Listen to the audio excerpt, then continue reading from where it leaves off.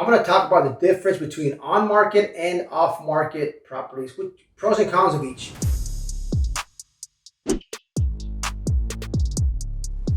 Okay, let's start with the on-market. So on-market basically means you can Google and say, I'm going to buy a apartment building in Dallas, Texas, right? You can type in Dallas, Texas, apartment buildings for sale. You're going to get all these commercial brokers. You're going to get LoopNet. You're going to get Crexy. You're going to get all these MLS, commercial MLS. And you can go in there, you can start searching for the properties that you want.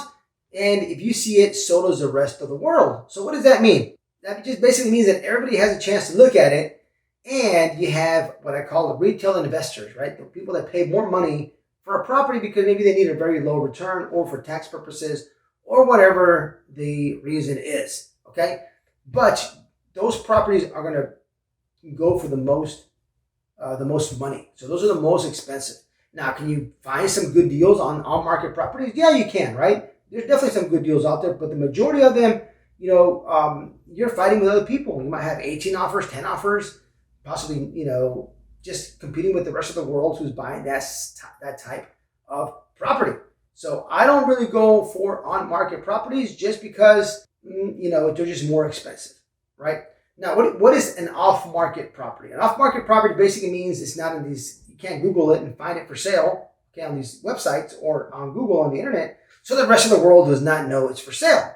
Two different kinds of off-market. You got like a pocket listing, which basically means you have a broker who has this contract with the seller to sell his property, and maybe he sends an email out, and maybe his closed network, and maybe 10, 15, 20 people get that email, so you're only fighting against 10, 20 people, which is pretty good. It's better than 5 or 7 billion people out there, right? So that's kind of a pocket listing, and it is off market.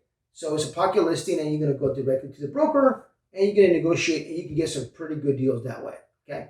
Now, off market, basically that means a broker doesn't have it. It's not anywhere on the internet.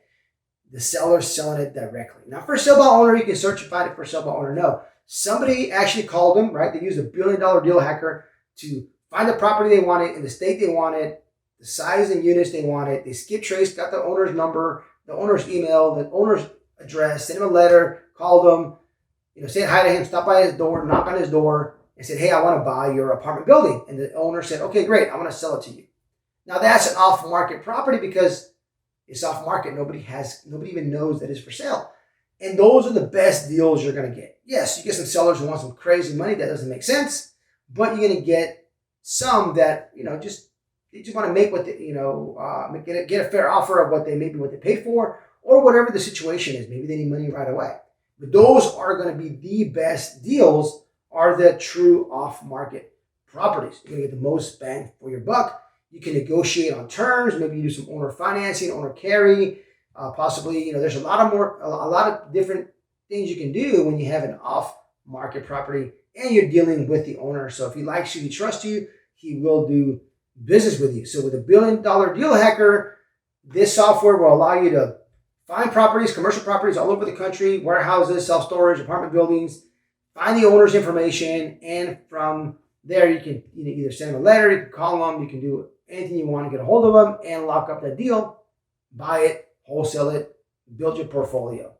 There you go. On market versus off market. I prefer off market 9 out of 10 times because I do buy some on market properties, but it has to fit the specific buy box that I'm looking for.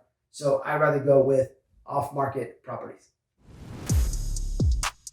Thank you so much for watching my videos. Follow me on my other social media. I have Instagram, I got TikTok. Check out my website, javierhinojo.com. It'll be below on the video. I have a lot of things there for you. I have free calculators. I have meetups. I have live meetups. I have virtual meetups. I have a lot of information there, a lot of free tools for you guys to get started or to continue your real estate career. Check out the website and follow me in my other social media. Talk to you soon.